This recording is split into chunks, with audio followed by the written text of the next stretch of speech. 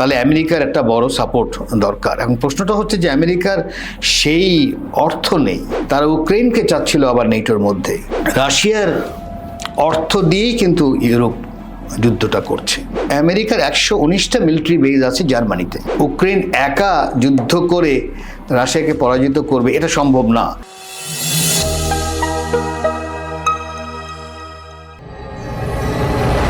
Viewers, welcome to the geopolitical show the chess board, যেখানে আমরা বিভিন্ন ভূরাজনৈতিক ঘটনার সিস্টেম্যাটিক এক্সপ্লেনেশন আপনাদের কাছে তুলে ধরার চেষ্টা করি।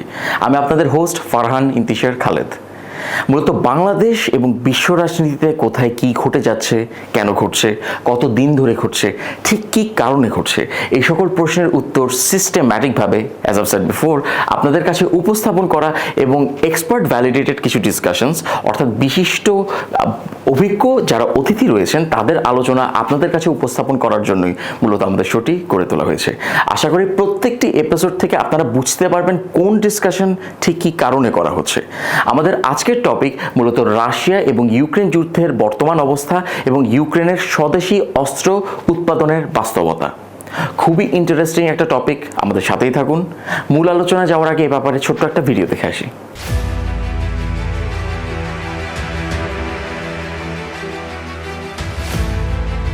Europe has to be during any kind of negotiations. Europe can't just mediate, to my mind, because Europe stands on our side. Britain, France, and Germany publicly supported a proposal for direct talks between Zelensky and Putin to secure a ceasefire, saying Europe should play an active role. London, Paris, Berlin, Brussels, and The Hague are actively pushing for diplomatic engagement, ceasefire talks, and a larger European role in negotiations with Putin. However, Putin has not yet agreed to meaningful talks. What has happened is, since Donald Trump has become president, what he has tried to do is get Vladimir Putin the best possible deal. Well, I don't know. I'm glad that they're maybe talking about meeting. I think we had a lot to do with it. I know exactly what you're doing. But I think it would be great if they met. They should get it done.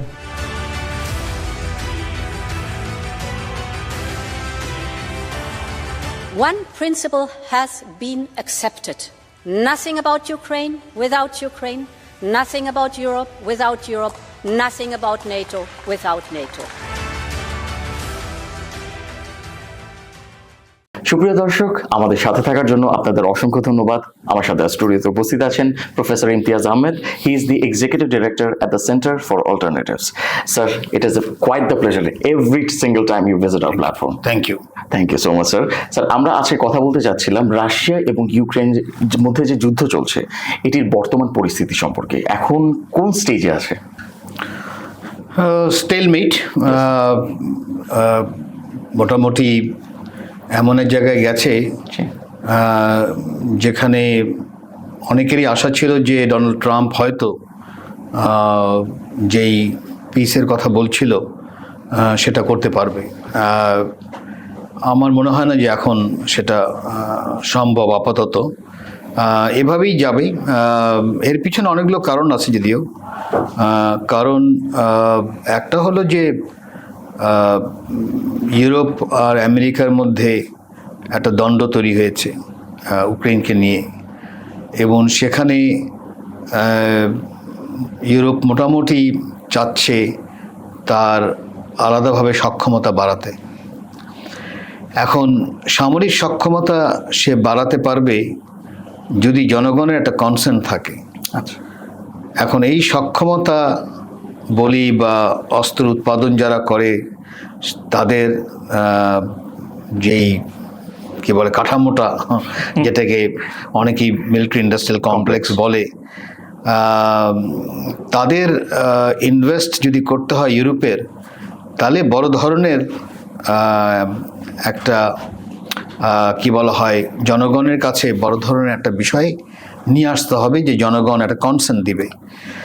এখন কনসেন্টটা তৈরি করার জন্য একটা হলো Ukraine, Russia is a threat, আর একটা হলো America আর আগের মতো আমাদের সাহায্য দিবে না, তো এটা আমাদেরই করতে হবে। অবশ্যই।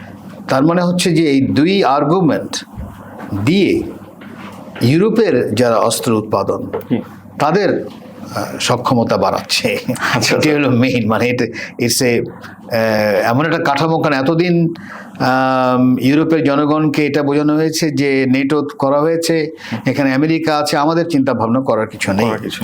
এখন সেটা দিয়ে আর হচ্ছে না, কারণ পৃথিবীতে তুলনামূলক, কিন্তু পৃথিবী তুলনামূলক বলছি ইজ পিসফুল, কিন্তু তুলনামূলক, এবং পিসের দিকেই কিন্তু মানুষের আগ্রহ বেশি যুদ্ধের চেয়ে। 50 দশকে বা 40 দশকে যত মানুষ যুদ্ধে মারা যেত, এমনকি আমি যদি ভিয়েতনাম ওয়ার পর্যন্ত নিয়ে আসি, তার চেয়ে কিন্তু এখন রিলেটিভলি, যদিও এলাকা ভিত্তিক অনেক বেশি আছে, যেরকম গাজাতে প্রচুর মানুষ মারা গেছে, কিন্তু এমনি তুলনামূলকভাবে। তো সে জায়গায় ইউরোপ দ্বিতীয় মহাযুদ্ধের পরে জনগণের মধ্যে একটা কনসেন্ট তৈরি হয়েছিল যে আর যুদ্ধ না, এরকম একটা কাঠামো। এবং সেটাও করতে পেরেছিল এই কারণে যেহেতু আমেরিকা পিছনে ছিল, বা নেটো। এখন আমাকে যদি এটো করতে হয়, মানে এটো বলতে ইউরোপিয়ান ট্রিটি অর্গানাইজেশন যদি করতে হয়, তাহলে আমাকে তো একটা যুদ্ধ পরিস্থিতি বা একটা কি বলা হয়, একটা র্যাশনালিটি বাড়াতে হবে, তো রিজন বাড়াতে হবে। তো একটা হলো যে রাশিয়া ইজ আ থ্রেট, আমাকে ইউক্রেনকে হেল্প করতে হবে। আবার এদিকে হলো যে এই হেল্প আমেরিকা দিচ্ছে না, তো আমাকেই করতে হবে, এরকম একটা অবস্থায় আছে। এখন এটা নির্ভর করবে ইউরোপের জনগণের উপর, ইউরোপের জনগণ এই জিনিসটা মেনে নেবে কিনা।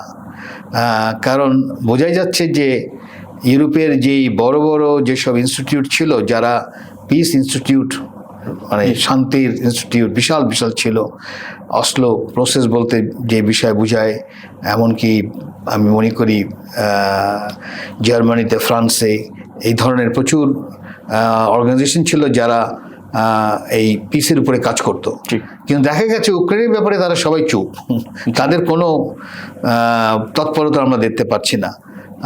অথচ তারা বিশ্বে কিন্তু শ্রীলঙ্কায় পিস হচ্ছে কিনা, আচেতে পিস হচ্ছে কিনা, ফিলিপিন্সে পিস হচ্ছে কিনা, এই নিয়ে প্রচুর গবেষণা সবসময় করতো। নিজের বেলা দেখা যাচ্ছে যে তারা একেবারেই অনেকটা প্যারালাইজড। এই প্যারালাইসিসটা কোত্থেকে আসে? যে তারা কি ভেবেছিল যে ইউরোপের বাস্তবতা এমন কিছু হতে পারবে না, বা এমন সম্ভাবনা নেই, এমন এরকমই? হ্যাঁ, অনেকটা ভেবেছিল যে ইউরোপের যেই কাঠামো দ্বিতীয় মহাযুদ্ধের মধ্যে এটাই থাকবে, কিন্তু দেখা যাচ্ছে যে না, সেই কাঠামো যদি রাখতে হয় তাহলে আমেরিকার একটা বড় সাপোর্ট দরকার। এখন প্রশ্নটা হচ্ছে যে আমেরিকার সেই অর্থ নেই, মানে আগে যেই কি বলে বিংশ শতাব্দীতে তার যেই দাপট ছিল, অর্থনীতির দাপট, সেটা তো রিলেটিভলি কমে গেছে, এবং তার নিজেই একটা বিশাল ডেফিসিট তৈরি হয়েছে, $38 ট্রিলিয়ন ডেফিসিট। এবং এমন একটা ডেফিসিট যে তার যে সামরিক বাজেট বা ডেফিসিটের উপর যেটা ইন্টারেস্ট, সেই ইন্টারেস্টটা সামরিক বাজেটের চেয়ে বেশি, এরকম একটা অবস্থা। তো এটা তো সাস্টেনেবল না, বোঝা যাচ্ছে একসময় এটা বড় আকারই একটা ধাক্কা খাবে। তো সেই জায়গায় ডোনাল্ড ট্রাম্প বা রিপাবলিকান পার্টির বড় এজেন্ডা হলো এই ডেফিসিট কমাতে হবে অবশ্যই, যেভাবেই হোক। আচ্ছা, এখন এই ডেফিসিট কমানোর জন্য বেশ কিছু পদক্ষেপ নিচ্ছে। তার মধ্যে একটা বড় হলো যে ইউরোপের নিজের ডিফেন্স এক্সপেন্ডিচার বাড়াতে হবে। আমি আর আমার কাঁধে বসে ইউরোপ নিজের আনন্দ করবে, আর আমার কোনো রাস্তাঘাট নাই, আমার হাই স্পিড ট্রেনও নাই, আর তুমি ইউরোপ, তুমি একবার চায়না থেকে হাই স্পিড ট্রেন নিয়ে আসতেছো, এইসব এই যে বিষয়টা, এটা আর অ্যাকসেপ্টেবল না to the Americans, which make sense, মানে বিশালভাবে। এখন ইউরোপ যদি আবার একটা বড় মিলিটারি সেক্টর করতে চায়, তাহলে তো তার জনগণের একটা কনসেন্ট লাগবে। ওই কনসেন্টেরই আমি মনে করি এই দুই কাঠামো, একটা হলো রাশিয়া হলো থ্রেট, আর আরেকটা হলো কি বলে আমেরিকা আর সাহায্য দিচ্ছে না, তো আমাকেই বাড়াতে হবে। অথচ এই যুদ্ধটা শুরু করার পিছনে কিন্তু নেটোর একটা বিশাল ভূমিকা, বা ওই যে মিলিটারি ইন্ডাস্ট্রিয়াল কমপ্লেক্সের, তারা ইউক্রেনকে চাচ্ছিল আবার নেটোর মধ্যে। অন্য কথায় একেবারে রাশিয়ার বর্ডারে বড় আকারেই কি বলা হয় নেটোর রীতিমতো তাদের যা অস্ত্রশস্ত্র আছে তার প্রদর্শনী, তার উপর একটা নিউক্লিয়ার একটা কাঠামো তৈরি করা। তো এখন অনেক দেশই আছে যারা বর্ডারের সাথে, কিন্তু ইউক্রেনের ব্যাপারে রাশিয়ার অনেকটা রেড লাইন ছিল সবসময়। কারণ বড় বড় যেই 3টা যুদ্ধ হয়েছে, যেটা রাশিয়া প্রচণ্ডভাবে আক্রান্ত হয়েছে এবং তার ক্ষতি হয়েছে, সেটা নেপোলিয়নিক ওয়ার যদি বলি 1, 2 প্রথম মহাযুদ্ধ, আর তৃতীয় হলো দ্বিতীয় মহাযুদ্ধ। এই তিনটাই বড় আকারে এই ইউক্রেন থেকেই কিন্তু গেছে, রাশিয়ার ভিতরে ঢুকতে পেরেছিল। তো যার জন্য রাশিয়া কখনো ইউক্রেন যেন নেটোতে না যায়, এই ব্যাপারে তাদের সবসময়ই এটা স্পষ্ট তাদের কথা ছিল। কিন্তু যেটা হয়, নেটো আস্তে আস্তে বাড়াচ্ছে এবং অনেকেরই ধারণা যে রাশিয়াকে যদি কোনোভাবে পরাস্ত করা যায় বা ভাঙা যায়, তাহলে তো আমার এই ইউরোপের বা ওয়েস্টের যে দাপট সেটা আরও শত বছর থেকে যাবে, সেরকম একটা চিন্তা ভাবনা। কিন্তু দেখা গেল যে সেটা করতে গেলে জনগণের যে কনসেন্টটা দরকার, সেই কনসেন্টের পিছনে বড় আমার মনে হয় এই রাশিয়ার থ্রেটটা এখন পর্যন্ত কাজ করছে। আর একটা বিষয় আছে, এটাও খেয়াল রাখতে হবে যে আমি মনে করি, এটা আমার একেবারে ব্যক্তিগত মতামত, সেটা হলো ইউক্রেন ওই স্ক্র্যাম্বলিং ফর ইউক্রেন শুরু হয়ে গেছে। অনেক গবেষণা অলরেডি বলছে যে ইউক্রেনের 30% এখন আমেরিকার পকেটে, কারণ যে লোন দিয়েছে, কারণ এগুলো তো সব লোন, এগুলো তো ফ্রি না। এখানে একটু বলে রাখি বোঝার জন্য, দ্বিতীয় মহাযুদ্ধের সময় আমেরিকা যে ব্রিটেনকে যে সাহায্য দিয়েছিল, এটা মানে শোধ করতে আমার মনে হয় এই প্যান্ডামিকের সময় শোধ হয়েছে।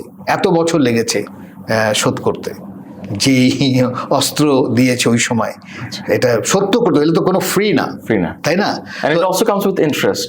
And with interest. তো ওইটা শোধ করতে ওই প্যান্ডামিকের সময় এসে কেবল ইউকে তার যে কি বলা হয় লোন নিয়েছিল আমেরিকার কাছ থেকে, সেটা শোধ করতে পারে। তার মানে এত বছর লেগেছে তার এই প্রতি বছর লোন দিতে দিতে, তারপর শেষ হয়েছে। তো এখন কথা হচ্ছে যে ইউক্রেনের ব্যাপারেও তাই, ইউক্রেনের যে সাহায্য দিচ্ছে, এই যে বিলিয়নস অফ ডলার্স আমরা শুনছি, এগুলো কোনোটাই ফ্রি না, কিন্তু এটা ইউক্রেনকে ফেরত দিতে হবে, ইউক্রেনে যেই থাকুক না কেন, টুডে অর টুমরো। এখন সেটা হিসাব করলে দেখা যাচ্ছে যে অলমোস্ট 30% ইউক্রেনের হাতে নেই। তো ইউএস একা কেন নিবে? জার্মানি ভাবলো বা এই সুযোগে আমিও কিছু নেই, আমিও একটু ইনভেস্ট করি, তাহলে আমারও ইউক্রেন ইজ মানে প্রচণ্ড কি বলা হয় ফার্টাইল একটা কান্ট্রি, তার প্রচুর রিসোর্সেস আছে। সো এটা এক ধরনের একটা ইনভেস্টমেন্টের রেস শুরু হয়েছে। ডোনাল্ড ট্রাম্প তো এটা নিয়ে আরো বেশি আগাচ্ছেন। এক্স্যাক্টলি বলেছেন আমি তোমাকে সাহায্য করতে হলে অবশ্যই I need a piece of the pi. Exactly, এবং যেটা বললাম তো অলরেডি হিসাবে দেখা গেছে যে 30% of Ukraine does not belong to Ukraine, তারা এটা চলে গেছে আমেরিকার হাতে, কারণ ওই যেহেতু এটা মানে রিটার্ন দিতে হবে। তো সেই জায়গায় এটা প্রফিট মেকিং, মানে মনে রাখতে হবে যে কোনো যুদ্ধ তার যেরকম একটা কি বলা হয় ভেরি নেগেটিভ সাইড থাকে, মানুষ মারা যাচ্ছে ইত্যাদি, কিন্তু আবার বড় একটা পজিটিভ সাইড থাকে, বিশেষ কিছু কিছু মানুষের জন্য বা কিছু কিছু কোম্পানির জন্য, তাদের আবার বিশাল প্রফিট। সো এই প্রফিট মেশিন যতদিন বন্ধ না হবে ততদিন এটা থামবে না, এবং ওই প্রফিট মেকিং মেশিনটা মানে সবসময় চালু করার বা চালু রাখার একটা হলো যে হয় যুদ্ধ বা যুদ্ধ পরিস্থিতি রাখা। এখন সেখানে জনগণকে যদি বোঝাতে পারে ন্যারেটিভ করে, মিডিয়ার মাধ্যমে, স্কলারশিপের মাধ্যমে, বিভিন্ন পত্রপত্রিকার মানে সব মিলে পুরো ন্যারেটিভ যে থাকে যে না রাশিয়া দখল করে নিবে পুরো ইউরোপকে, এই ইউক্রেনে যদি আমরা তাকে না থামাতে পারি, এরকম যখন ধারণা হয় তখন ওই কনসেন্টটা তৈরি হয়। তবে ইদানিংকালে যেভাবে আমরা সপ্তাহেই দেখছি যে প্রচুর ইউরোপে কিন্তু এই যুদ্ধের বিরুদ্ধে মানুষ দাঁড়াচ্ছে, কিন্তু এটা আমাদের অপেক্ষা করতে হবে। কিন্তু কোনো সন্দেহ নেই যে এই যুদ্ধের পিছনে যে প্রফিটটা, সেই প্রফিটটা বড় আকারে কাজে দিচ্ছে বর্তমানে যুদ্ধ হচ্ছে। সেটা ইউরোপের ব্যাপারেও যেমন সত্য, ঠিক একই ব্যাপার মিডল ইস্টেও ওই একই জিনিস, এর মধ্যে কোনো মৌলিক পার্থক্য আছে বলে আমার মনে হয় না। Thank you so much sir, it was a very elaborate answer. তো আমি ইউরোপের ক্ষেত্রে আমি আপনাকে জিজ্ঞেস করতে চাচ্ছি, এখানে আপনি প্রফিট মেকিং মেশিন কিংবা একটা প্রিন্সিপালের কথা বলেছেন। তো ইউরোপ কিন্তু এই 2026-এ একটি 90 বিলিয়ন ইউরোর প্যাকেজ ক্লিয়ার করেছে ইউক্রেনের জন্য, যেটা পরবর্তীতে তারা বেসিস হিসেবে রেখেছে রাশিয়া থেকে যখন ওয়ার রেপারেশনস পাবে সেখান থেকে তারা কেটে নিবে। এবং এর মধ্যে 60 বিলিয়ন ইউরোই তারা ইয়ারমার্ক করে রেখেছে শুধুমাত্র ডিফেন্স প্রকিউরমেন্টের জন্য, ডিফেন্স ইন্ডাস্ট্রি আরো ইভলভ করানোর জন্য ইউক্রেনে। তো স্যার, ইউরোপ কি এখন তাদের, যেহেতু দেখা যাচ্ছে যুক্তরাষ্ট্র তার ফুটপ্রিন্ট ইউক্রেন থেকে সরিয়ে আনছে অনেকটা, কারণ দেখতে পাচ্ছে যে তার এখন মিডল ইস্টে ফোকাসটা একটু বেশি দিতে হচ্ছে, যেখানে অনেক ক্ষেত্রেই আমরা দেখতে পাচ্ছি যে আপনার প্রায় 30 বিলিয়নের কাছাকাছি যুদ্ধের খরচ চলে গেছে। তাহলে কি আমরা মানে ইউক্রেনে এখন বর্তমানে ইউরোপের যে প্রো অ্যাক্টিভিটি, এটা কি প্রফিট ড্রিভেন, যে এই যে $90 বিলিয়ন যে ক্লিয়ার করলো, এখান থেকে কি তারা অন্য কোনো প্রফিট চাচ্ছে, নাকি প্রিন্সিপালের বেসিসে তারা হচ্ছে আগাচ্ছে যে না, we want a peaceful Europe? যে জিনিসটা দেখা দরকার সেটা হলো যে রাশিয়ার অর্থ দিয়েই কিন্তু ইউরোপ যুদ্ধটা করছে। রাশিয়ার $450 বিলিয়ন মতন আটকা পড়ে আছে ইউরোপে, তারা ফ্রিজ করে রেখেছে, এবং ওটার তো আবার ইন্টারেস্ট আছে। ওই ডলার দিয়ে কিন্তু এই যুদ্ধগুলো চালাচ্ছে। এটা ইন্টারেস্টিং। সো কারণ ওটা ফেরত দিবে না, ফেরত দিচ্ছে না, এবং ফেরত কবে দিবে মানে যেটা মনে রাখতে হবে, ইরান কিন্তু এখন পর্যন্ত ফেরত পায়নি আমেরিকা বিলিয়নস অফ ডলার, কিন্তু ইরানের, যেটা ইরানের একেবারে কি বলা হয় ন্যায্য ডলার, সেটা আমেরিকা ব্যাংকে পড়ে আছে এবং বছরের পর যেটা ইন্টারেস্ট হয়েছে। সো অনেকেই বলছে যে এই যুদ্ধটা যে আমেরিকা করছে ইরানের ভিতরে, ওটা ইরানেরই পয়সা, কিন্তু সেটা দিচ্ছে না, ওই যে যেটা ইন্টারেস্ট হয়েছে সেটার উপরেই। তো এখন কথা হচ্ছে সেই কাঠামোটা ইউরোপেও তাই করছে, ইউরোপের নিজের পয়সা না, সর্বোচ্চ রাশিয়ান যে অ্যাসেট, ওই যে অ্যাসেটগুলো যে ছিল, যেটা বললাম হিসাবে ইন্টারনেট খুঁজলেই পাওয়া যাবে, এটা 400 না $450 বিলিয়ন, ওটার উপর করে ওটাই আবার ইউক্রেনকে দিচ্ছে, একে দিচ্ছে এই যুদ্ধ, এই অস্ত্র। সো সেই হিসাবে এই যেটা বললাম যে যতদিন এই প্রফিট মেকিং কাঠামোটা যতক্ষণ পরিবর্তন না হবে ততদিন আমার মনে হয় না এই যুদ্ধটা থামবে। যুদ্ধের মনে রাখতে হবে, যদি একটা ইন্ডাস্ট্রিয়াল কমপ্লেক্স যখন তৈরি হয়, মিলিটারি কমপ্লেক্স, তার যুদ্ধ দরকারি, হয় যুদ্ধ পরিস্থিতি নাহলে যুদ্ধ। তো এটা সহজে থামবে না, যদি না এখন জনগণের উপর ভরসা রাখতেই হবে, তাই না? তো এখন মানুষের উপর ভরসা রাখা ওইটি হলো একমাত্র পথ, যে আমেরিকার জনগণ বা ইউরোপের জনগণ একদিন জেগে উঠবে, এবং জেগে উঠছে। আমি মনে করি যে বড় আকারেই তারা প্রেশার দিচ্ছে। এখন প্রেশার দিলেই হবে না, কারণ কাঠামোগত কতগুলো জিনিস হয়ে গেছে যেটা রাতারাতি পরিবর্তন করা সম্ভব না। আমি একটা এক্সাম্পল দিলে বলতে পারি, সেটা হলো যে আমেরিকার 119টা মিলিটারি বেজ আছে জার্মানিতে। তা আমি এক জার্মান স্কলারকে বলছিলাম যে 119টা মিলিটারি বেজ এত বছর, মানে কবে দ্বিতীয় মহাযুদ্ধ হয়েছে, আর এখন তোমার বন্ধু ইটি এখনও 119টা মিলিটারি বেজ কেমন করে থাকে, তাই না? তো সে বলছে যে না, এগুলো আমাদের এমপ্লয়মেন্ট দেয়। আচ্ছা, তখন আমি বলেছিলাম যে দেখো, আমাদের দেশ তোমাদের মতো অত উন্নতি হয়নি, কিন্তু বাংলাদেশে এখানে বিদেশের কোনো মিলিটারি বেজ একটা কেন, মানে 119টা তো প্রশ্নে উঠতেছে না, এখানে যদি একটা বা দুটো যদি হয়, এই লক্ষ লক্ষ লোক রাস্তায় নামবে, না খেয়ে থাকবে, কিন্তু তাও ওই মিলিটারি বেজ করতে দিবে না, তাই তো? এই জিনিসটা ওদের মধ্যে অতটা নেই। কারণ হচ্ছে যে একটা হলো, মনে হতো জার্মানি তো একটা পরাজিত রাষ্ট্র ছিল, যেহেতু সে পরাজিত, তার অনেক কিছু মেনে নিতে হয়েছে। এখন মেনে নিয়ে হয়ে তার কিছু সুবিধা পেয়েছে, মেনে নিয়ে দেখা যায় মিলিটারি বেজ, আমার তো কিছু করতে হয় না, মিলিটারি বেজ আসা মানে কি, ওইখানে একটা রাস্তাঘাট, ওখানে ইনফ্রাস্ট্রাকচার তুৈরি হয়ে যায়, তাই না? তো সেই জায়গায় তারাও ভাবলো যে অসুবিধা কী আছে, একটা কনসার্ন তৈরি হয়ে গেছে, যেটা জাপানেও আমরা দেখি। হ্যাঁ, জাপানেও 200-র কাছাকাছি ছোট বড় আমেরিকান মিলিটারি বেজ আছে। তো সেখানে ওই ধরনের মানসিকতা তৈরি হয়ে গেছে। এখন সেই জায়গায় যতক্ষণ তারা ওই থাকার পরে যদি দেখে যে না ওটা তাদের অর্থনীতির উপর প্রেশার পড়ছে, তখন হয়তো পরিবর্তন হবে। কিন্তু এখন পর্যন্ত সেই প্রেশারটা তো পড়ছে না। এই এখন যেহেতু এখন যেহেতু আমেরিকা বলছে না তোমার 5% বাড়াতে হবে, তখন প্রেশারটা আসবে। কারণ ওই বাড়ালেই তো ওই রাস্তাঘাট আরও কম হয়ে যাবে, ইনফ্রাস্ট্রাকচার বাড়াতে পারবে না। কেন মানে রিসোর্স তো একটা ফিনিট পজিশনের রিসোর্স, তাই না? তো ওটা যখন হবে তখন হয়তো ইউরোপের জনগণও মনে করবে যে না বরং শান্তিতে থাকাই ভালো। এই ধরনের এই যুদ্ধ পরিস্থিতি বা যুদ্ধ করার মধ্যে যে ইনকাম, সেই ইনকামের চেয়ে আমরা অন্য কাঠামো তৈরি করেও আমরা ভালোভাবে থাকতে পারি। কিন্তু ওই কাঠামো তৈরি হয়নি এবং ওই মানসিকতা এখনো তৈরি হয়নি। আচ্ছা sir, thank you so much. Sir, আমরা তো এই কনটেক্সটে আসলে ইউক্রেন এবং রাশিয়ার কথা বলছিলাম, তাই ইউরোপের ব্যাপারে খুবই ইলাবোরেট ভাবে শুনলাম, ইউএস এর ইন্টেনশনসের ব্যাপারে আমরা খুবই ইলাবোরেট ভাবে শুনতে পেয়েছি।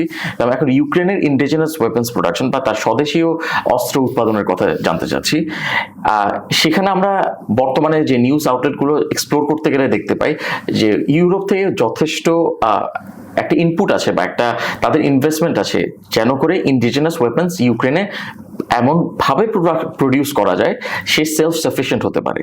এবং এখন আপনার একটু ইন্টারনেট ঘাটলেই দেখা যাবে যে ইউক্রেন যে সকল ওয়েপন্সগুলো প্রডিউস করছে তার মধ্যে রয়েছে মিসাইলস, তারপর হচ্ছে ড্রোনস রয়েছে, আবার মিসাইল ড্রোনস রয়েছে, গ্লাইডার বম্বস রয়েছে এবং অ্যান্টাই মিসাইল ডিফেন্স সিস্টেম, যেটা হচ্ছে তারা নেটোর যে অ্যাপারেটাস আছে তার নেটোর যে ওয়েপন্সগুলো আছে সেগুলোর সাথে একটা কনসিস্টেন্সি রেখে তারা আপনার ইয়ের দিকে আগাচ্ছে, ম্যানুফ্যাকচারিং এর দিকে আগাচ্ছে।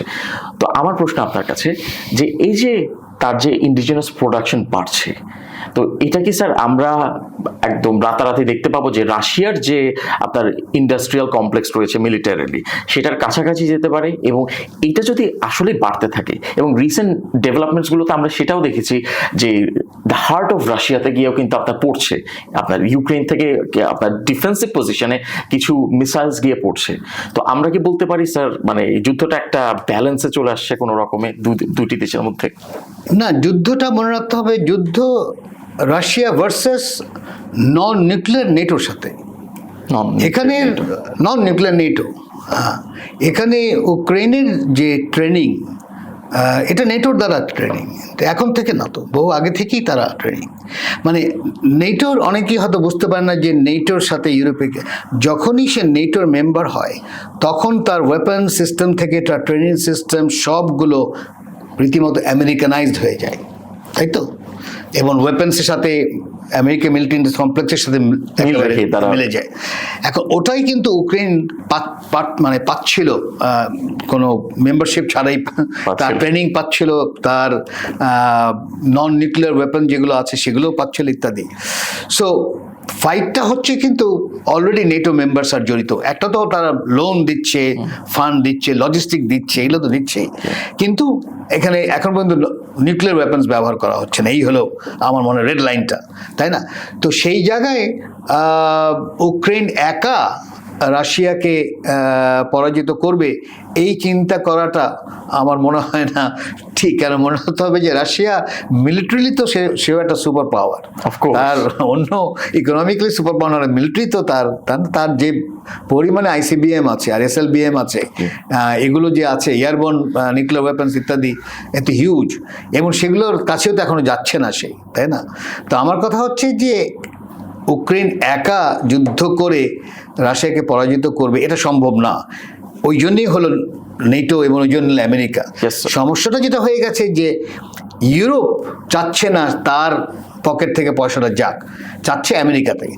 আমেরিকা বলছে বা ট্রাম্প বলছে না, এটা তো হবে না, এটা ইউরোপ তোমার, রাশিয়া তোমার কাছে, আমি তো অনেক দূরে, হ্যাঁ, তুমি বরং পকেটটা বড়। এখন সে যদি তার পকেটে ঢুকে যদি পয়সাটা দেয় তাহলে তো তার জনগণ তার এগেনস্টে দাঁড়াবে। আর এটা কি হচ্ছে তাহলে আমার কি বলো, আমার এডুকেশন পলিসি কী হবে, আমার হেলথ পলিসি কী হবে, তাই না? যেটা ব্রিটেন যে ঝামেলা পড়ে গেছে এখন, তাই না? তো সেই জায়গায় আমরা যদি একটু দৃষ্টি রাখি, দেখা যাচ্ছে যে আমেরিকার যেই প্রেশারটা দিচ্ছে তার মধ্যে একটা পলিটিক্স তো আছেই আমি মনে করি। সেই পলিটিক্স হলো এই যে ইউরোপকে আবার একটু ইউনাইট করছে, কিন্তু ইউরোপ ইউনাইট করছে almost for the wrong reason বলবো। এইবার ইউনাইট করছে মিলিটারির কারণে, তাই না, তার মিলিটারি ইন্ডাস্ট্রিয়াল কমপ্লেক্স বাড়ানো। কিন্তু এই জায়গায় আমার মনে হয় যে আর একটু চিন্তা ভাবনা প্রচুর ইউরোপিয়ানরাই, আমি যেটা বলছি আমি ইউরোপিয়ানদের কি বলে স্কলার্সদের উদ্ধৃতি দিয়ে বলছি, মানে যারা ক্রিটিক্যাল স্কলার যাদের বলা হয় তারা বলছে যে এটা করে আরও সর্বনাশ আমি আনছি। বরং আমাকে দেখা দরকার যে আদৌ নেটো দরকার কিনা। হ্যাঁ, মানে কারণ যদি ওয়ার্সো ট্রিটি না থাকে তাহলে আমি নেটো কেন রাখছি, তাই না? আর একটা হলো যে জার্মানি কোত্থেকে গ্যাস আনবে না আনবে এটা জার্মানির ব্যাপার, কিন্তু সেটা তার অ্যালাউ করছে না, একজন আমেরিকা নিজেই অ্যালাউ করছে না।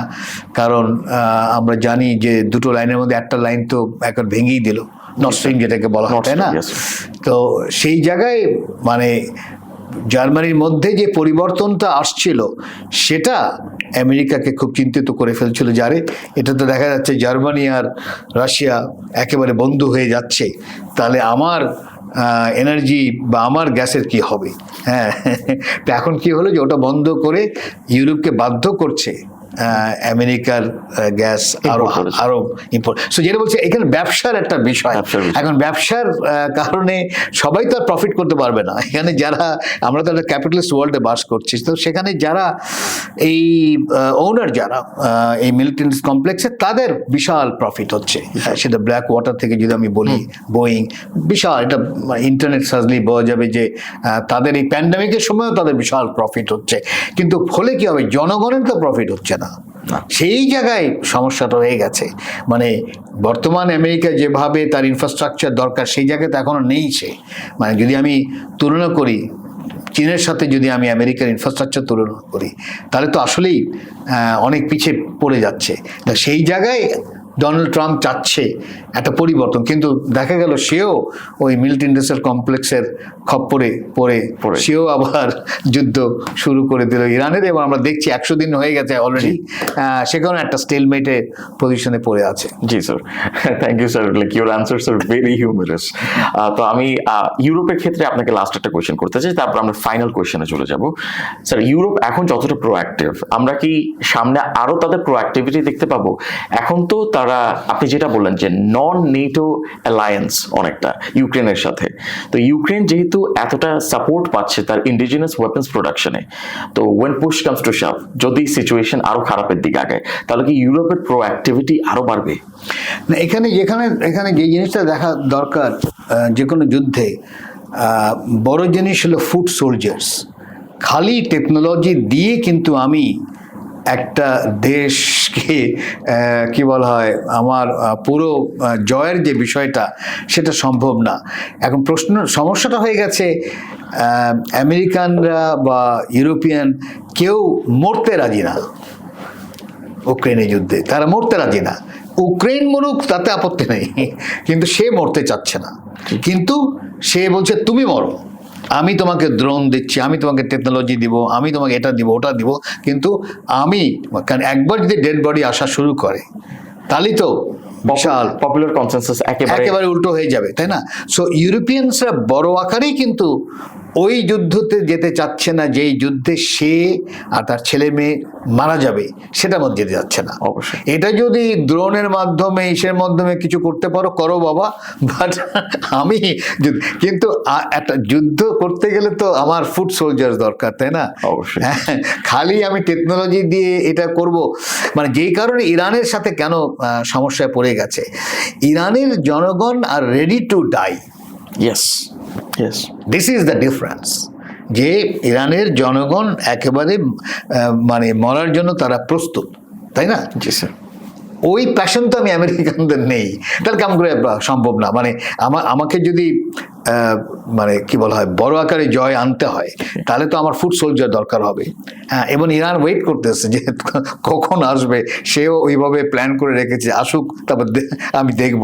মানে জিনিসটা হলো যে এক সময় যেই কারণে ভিয়েতনাম যুদ্ধ কেন, মানে আমেরিকা তখন তো বিশাল সুপার পাওয়ার, মানে যদি আমি ভিয়েতনামের সাথে তো পারলো না, কেন পারলো না? সবচেয়ে বড় এক্সাম্পল তো এটাই exactly, because the Vietnamese were ready to die, right, whereas the Americans অঞ্চল যখনই ডেড বডি বডিজ যখন আমেরিকায় ফেরত যাওয়া শুরু করলো, তখনই তাদের যে ওয়াইফস মুভমেন্ট হচ্ছিল স্যার, ওয়াইফস মাদার চিলড্রেন, তারাই রাস্তায় নেমে বলছে যে না, এটা তো আমার যুদ্ধ না। তো সেই জায়গায় ঝামেলাটা এখন, যদি ইউক্রেন যুদ্ধ যদি থামাতে হয়, মানে বোঝাই যাচ্ছে যে এই প্রফিট মেকিং এর যদি আরেকটা যদি এই অন্য এরিয়া যদি পায়, তাহলে আমার মনে হয় হয়তো থেমে যেতে পারে। কিন্তু এখন পর্যন্ত এই প্রফিট মেকিং এর অবস্থা এখনো রয়ে গেছে। যেটা বললাম, স্ক্র্যাম্বল ফর ইউক্রেন, একটা মানে একসময় একটা বই ছিল, একাধিক বই, হয়তো একটা ভালো বই ছিল স্ক্র্যাম্বল ফর আফ্রিকা, কিভাবে ইউরোপিয়ানসরা আফ্রিকাকে একেবারে নিয়ে নিল। এখন হচ্ছে যে ইউক্রেনের স্ক্র্যাম্বল ফর ইউক্রেন শুরু হয়েছে, যে আমি 30% আমেরিকা বলতে গেলে নিয়েই গেছে, তো এখন জার্মানি, ইটালি ওরা ভাবছে আরে আমি একটু নেই তাহলে। হ্যাঁ, রাশিয়ার তো স্যার ডনবাস রিজন, আবার রাশিয়া তো নিয়েছে ডনবাস, তো ওরকম একটা কাঠামো। তো এখন ভরসাটা হলো যে জনগণ, আমি মনে করি সবসময়ই একটা জায়গায় যেয়ে সে ফিরে তাকায় এবং সে তখন ভাবে যে না, এটাকে থামাতে হবে। এখন সেই জায়গায় আমাদের আশা থাকবে যে খুব তাড়াতাড়ি ইউরোপিয়ানসরা জেগে উঠবে এবং যুদ্ধটা থামাবে। আপাতত আমরা দেখছি না যদিও, তবে ওই মানে আমাকে তো ভরসা রাখতেই হবে যে না, এক সময় যুদ্ধটা থামবে। মনে রাখতে হবে আরেকটা জিনিস লাস্ট না বলে পারছি না, সেটা হলো যুদ্ধ থামবে এক সময়। কারণ জনগণ মানুষ হিসাবে আজীবন যুদ্ধ চালিয়ে যাওয়া মানুষের কাঠামোর মধ্যে পড়ে না, কিন্তু এটা খেয়াল রাখতে হবে। হ্যাঁ, মানুষ একটা শান্তি, অনেকেই যুদ্ধ করে, কিন্তু বড় আকারে আমি যদি জনগণ বলি, তারা কিন্তু শান্তি চায়, কারণ ফ্যামিলি তৈরি করতে হয়, ফ্যামিলি গ্র্যান্ড প্যারেন্টস তৈরি করতে হয়। তা আমি যদি সারাক্ষণ যদি উপর থেকে বোম পড়া শুরু করে, তাহলে আমি কাম করে পরিবার এগুলো করবো। সো যার জন্য মানে যেটা কি বলে, ইবনে খালদুনেরই কথা ছিল, পরে ওটা অ্যারিস্টটলের নামেও আমরা শুনি, সেটা হলো সোশ্যাল, মানে humans are social being, of course social animal. তো এই যে সামাজিক জন্তু যদি বলি, এটা হলো মানুষ একসাথে থাকতে চায় সবসময়। এর মধ্যে এক্সেপশন আছে, কোনো সন্দেহ নাই, কিন্তু মানুষ কিন্তু সবসময় একা থেকে, একজন দুজন আছে হয়তো, কিন্তু বেশিরভাগ মানুষ কিন্তু আড্ডা মারে, একসাথে খাওয়া, একসাথে ফ্যামিলি, সোশ্যাল, এটাই হলো মানুষ। কিন্তু তো সেই জায়গায় একেবারে মানে বলা যাবে যে যুদ্ধ একসময় থামবে। কি প্রক্রিয়া থামবে সেটা নিয়ে হয়তো আমাদের আলোচনা হতে পারে, কিন্তু যুদ্ধ থামবে এটা আমরা জানি আজকে না কালকে। Ji sir, brilliantly said sir, and make good sense prevail. তো আমি শেষ প্রশ্ন হিসেবে আপনাকে বলছি যে আমাদের মার্কিন প্রেসিডেন্ট ডোনাল্ড ট্রাম্পের আপনার বার্থডে গেল কিছু সময় আগে, তো তিনি জন্মদিনের ইচ্ছে হিসেবে তিনি বলেছেন that he wants world peace. Quite ironic. তবে সেক্ষেত্রে আমরা কি দেখতে পাচ্ছি যে মার্কিন যুক্তরাষ্ট্র থেকে কোনো একটা অ্যাপ্রোচ নেওয়া হচ্ছে, যেহেতু তার আপনার একজন নোবেল লরিয়েট হিসেবে অ্যাসোসিয়েটেড হওয়ার ব্যাপারেও একটা কি বলবো ফ্যাসিনেশন রয়েছে, তার একটা ডিজায়ার রয়েছে। তো আমরা কি ইউক্রেন এবং রাশিয়ার মধ্যে একটা প্র্যাগম্যাটিক পিস প্রসেসে আপনার শুধু ইউরোপ না, তবে মার্কিন যুক্তরাষ্ট্রেরও কি একটা ভালো ধরনের প্রোঅ্যাক্টিভিটি দেখতে পাবো in the near future? Mid term নির্বাচন দিকে তাকালে হয়তো কিছুটা আমার মনে হয় আশা তৈরি হতে পারে, কারণ মিড টার্ম নির্বাচনের আগে আরও চেষ্টা করবে ডোনাল্ড ট্রাম্প যে মধ্যপ্রাচ্যে একটা শান্তি আসছে। মিড টার্ম জেতার পরে হয়তো আবার সে শুরু করে দিবে অন্য কথায়, তবে মিড টার্ম নির্বাচন উড বি অ্যান ইন্টারেস্টিং, যেটা বেশি দিন বাকি নেই, কয়েক মাস বাকি আছে। কারণ এখন যে রাজনীতিটা সে করছে, এটার মধ্যে কিন্তু আবার অনেকেই বলছে প্রফিট মেকিংও আছে।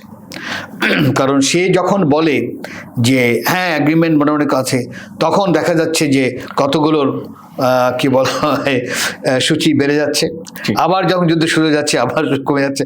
ওর মধ্যে বেশ লোক কিন্তু প্রফিট করে ফেললো, তাই না? তো একটা প্রফিট মেকিং এর মধ্যে কাঠামোর মধ্যে আমরা পড়ে গিয়েছি। তো এখন সেখানেও মনে রাখতে হবে যে যুদ্ধ যতদিন আরব দেশের মনে রাখতে হবে যে তাদের যে রিসোর্স ওটাও তো আমেরিকায় থাকে, তাই না? সেটা কাতার বলি বা সৌদি আরবে বলি, আরব এমিরাত, সবই তো পেট্রো ডলারের কাঠামো, তাই না? তো আপাতত মনে হচ্ছে যে এখনো যুদ্ধ চালিয়ে যাচ্ছে মূলত কিন্তু আরবদের টাকায়, কিন্তু এটা কতটা আমেরিকার, এখন ওটা তো একসময় এসে ফুরিয়ে যাবে।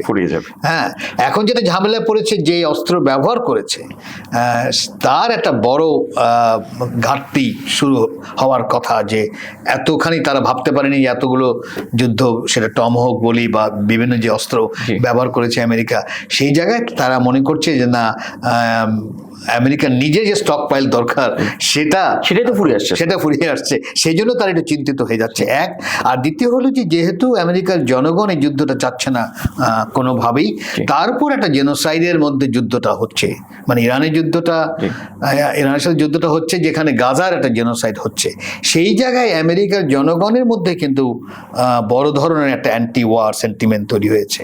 তা এখন এটা কিভাবে ইম্প্যাক্ট ফেলবে এই মিড টার্মে, কারণ ডোনাল্ড ট্রাম্প ইলেকশনে জিতে এসেছিল কিন্তু একটা পিস বিল্ডার হিসেবে, নো মোর ফরএভার ওয়ার্স। হ্যাঁ, এখন এই ডেমোক্রেসি বা যেই নির্বাচনের পদ্ধতি, এই খরগোশ দেখানোর যে বিষয়টা, এটা থেকে যায় এক এক সময় এক একটা খরগোশ দেখানো হয়, তাই না? এবং জনগণও ভাবে যে, কারণ তার তো পুরো জনগণের 50%ও ভোট দরকার হয় না কিন্তু, মানে জেতার জন্য, কারণ সবাই তো ভোট দেয় না, মানে এটাও খেয়াল রাখতে হবে, তাই না? তো আমরা এমন একটা কাঠামো হয়েছে যে যদি 6 জন ভোট দেয়, 4 জন হয়তো ভোট দিল না, হিসাবটা কিভাবে করা হয়, ওই 6 জনের মধ্যে কে 4টা ভোট পেল, নট বাকি যে 6 জন দিল না রাগ করে। যার জন্য আমি সবসময় বলি যে মাইকেল, না আমি অনেক সময় রাগ করে দেয়নি, বেশিরভাগই অনেকে রাগ করেই দেয় না, যে এটা দেখে লাভ নেই, কারণ ওই 2 পার্টির লড়াই, এটা দিয়ে লাভটা কি। কিন্তু আমি সবসময় বলি ছাত্রদের, সেটা হলো যে আমরা কখনো মাইকেল জ্যাকসনকে ভোট দিতে দেখিনি, কিন্তু আচ্ছা কখনো কি ছবি আছে কারণ যে মাইকেল জ্যাকসন ভোট দিতে গেছে, এলভিস প্রেসলি ভোট দিতে গেছে, তাহলে কেন না? অবশ্যই হলিউডের এই যে নাম করা দামি যারা, কেউ দেখাতে পারবে যে তারা লাইন দিয়ে ভোট দিচ্ছে না? তবে অবশ্যই that means there is something wrong in the system, it benefits some people, সেখানে জনগণ হলো ভুক্তভোগী। তো আমার কাছে মনে হচ্ছে যে হ্যাঁ, ভরসা রাখতে হবে জনগণ জেগে উঠে তার কাঠামোগত পরিবর্তন হবে, এটা নিয়ে মাঝে মাঝেই আন্দোলন হয়। তো সেই জায়গায় যতক্ষণ না যাবে ততক্ষণ এই কাঠামোগত যে পরিবর্তন সেটা হবে না, যার জন্য যুদ্ধ একেবারেই থেমে যাবে পৃথিবী থেকে, এটা চিন্তা করাটা ঠিক হবে না এখন। Thank you so much sir, brilliantly sir, এবং পুরো কনভারসেশনটা খুবই এনলাইটনিং ছিল, এবং অবশ্যই পরবর্তী এপিসোডে আমার সাথেই থাকবেন। Thank you so much. তো সুপ্রিয় দর্শক, খুবই কম্প্রিহেনসিভ একটা ডিসকাশন ছিল রাশিয়া এবং ইউক্রেনের যুদ্ধের বর্তমান পরিস্থিতি নিয়ে। আমাদের সাথেই থাকবেন। আমাদের এপিসোডটা যদি ভালো লেগে থাকে অবশ্যই আমাদের জানাবেন আমাদের কমেন্ট সেকশনে কমেন্ট করার মাধ্যমে। আমাদের পেজটাতে ফলো দিবেন, আমাদের ভিডিওগুলো শেয়ার করবেন, লাইক এবং সাবস্ক্রাইব করবেন, both on Facebook as well as YouTube. Until next time.